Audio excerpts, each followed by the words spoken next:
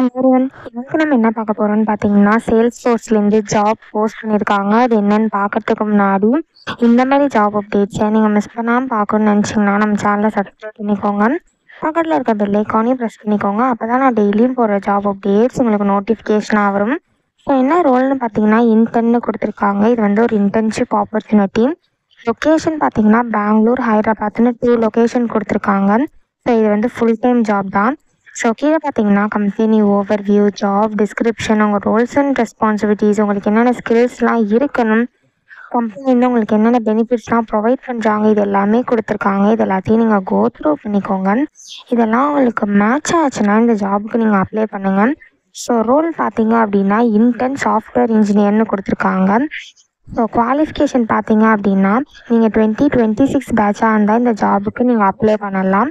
நீங்கள் BE or BTech in computer science, information technology, circuit பேட்சஸில் பண்ணியிருந்தாலும் ஓகே அப்படின்னு சொல்லியிருக்காங்க. ஸோ உங்கள் பிஇ பிடெக் டிகிரி வந்து நீங்கள் computer science, information technology, circuit patches இதில் பண்ணியிருந்தாலும் நீங்கள் இந்த ஜாபுக்கு தாராளமாக அப்ளை பண்ணலாம். நீங்கள் கண்டிப்பாக 2026 பேட்சாக இருக்கணும் அப்படின்னு சொல்லியிருக்காங்க. ஸோ நீங்கள் 2026 பேட்சாக இருந்தால் மட்டும்தான் இந்த ஜாபுக்கு உங்களால் அப்ளை பண்ண முடியும். ஸோ அதை தவிர வேறு எந்த பேட்சாக இருந்தாலும் இந்த ஜாபுக்கு உங்களால் அப்ளை பண்ண முடியாது. ஸோ நீங்கள் வந்து குயிக் லேர்னராக இருக்கணும் அப்படின்னு சொல்லியிருக்காங்க. நீங்கள் நியூ டெக்னாலஜிஸ்லாம் குயிக்காக லேர்ன் பண்ணிக்கணும் அப்படின்னு சொல்லியிருக்காங்க. உங்களுக்கு குட் கம்யூனிகேஷன் ஸ்கில்ஸ் இருக்கணும் அப்படின்னு சொல்லியிருக்காங்க. நீங்கள் நல்லா ஸ்கில்டாக இருக்கணும் அப்படின்னு சொல்லியிருக்காங்க. உங்களுக்கு ப்ராப்ளம் சால்விங் ஸ்கில்ஸ் இருக்கணும் அப்படின்னு சொல்லியிருக்காங்க. உங்களுக்கு HTML, CSS, ஜாவா ஸ்கிரிப்ட் இதெல்லாம் நாலேஜ் இருக்கணும் அப்படின்னு சொல்லியிருக்காங்க. உங்களுக்கு ப்ரோக்ராமிங் லாங்குவேஜஸ் இருக்கு இல்லையா, ஜாவா, C++, பைத்தான் இந்த மாதிரி லாங்குவேஜஸ்லாம் உங்களுக்கு நாலேஜ் இருக்கணும் அப்படின்னு சொல்லியிருக்காங்க. உங்களுக்கு HTML, CSS, ஜாவா ஸ்கிரிப்ட்லாம் தெரிஞ்சால் அது ஆடட் அட்வான்டேஜ் அப்படின்னு சொல்லியிருக்காங்க. உங்களுக்கு SQL, டேட்டாபேஸ் கான்செப்ட்ஸ்லாம் தெரிஞ்சிருக்கணும் அப்படின்னு சொல்லியிருக்காங்க.